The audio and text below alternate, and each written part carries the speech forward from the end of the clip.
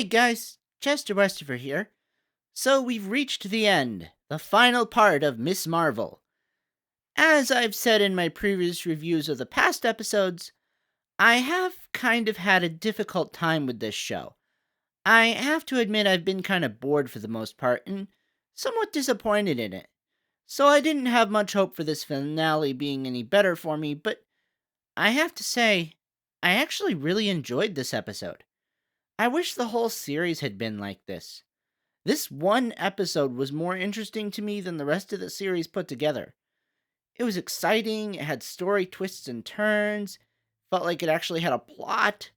I think it helped that it was focused on just one thing rather than trying to throw too many things together in a kind of unsatisfactory way and not really focusing on anything enough to make it worth it like the rest of the series had done. And I like what it focused on. I like that it focused on her friends getting more involved as well. Again, that's something I found more interesting. The teamwork of them together that was way more interesting than anything that happened when she went to Pakistan for the middle part of the series. Them banding together to save them from the damage control team was, I thought, a really good way to, end the series and stuff. And just the whole way they did it. I like the part where they all dressed up in the same uniform to distract them. Nothing new that hasn't been done before in other things, of course, but I wasn't expecting it, and I thought it worked really well here. Uh, yeah, and her getting the costume finally was great as well. I think it's good they saved that for the final episode. I know her powers aren't exactly as they are in the comics, but she still does have her comics powers. I thought the enlarging was portrayed pretty well here. The growth, like from her limbs and stuff, looked really good with that magical armor around it.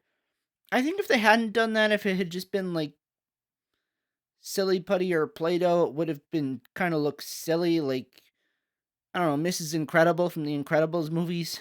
Would have just been very cartoony. I also thought it worked very well visually to have her like jumping around through the air with that force field. I feel like a superhero in a show like this needs a cool way to get around, not just walking through the streets like Batman and Robin in 1966.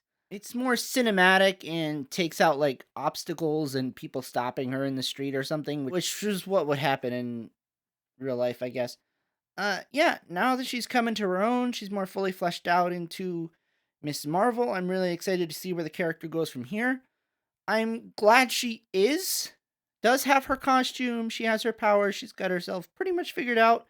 Unlike some DC shows where it takes several seasons to even for them to begin to resemble the character we know from the comics. Yeah, and also, of course, I'm intrigued by that post-credits scene. I wasn't at all surprised, of course, to see Carol Danvers show up, knowing as we do that this leads into the Marvels. I was a little surprised at how it happened. I like when they do that. Marvel is good at often surprising us with the unexpected to draw us into future projects. Looks like they swapped places somehow. So my question is, if Captain Marvel is in Jersey City, where is Kamala? Space? Is this a temporary thing that will be resolved in the beginning of the film, or will it be part of the film that Kamala has to figure out where she is and Captain Marvel has to come get her or something? I guess we'll be finding out, and I'm actually quite looking forward to it now.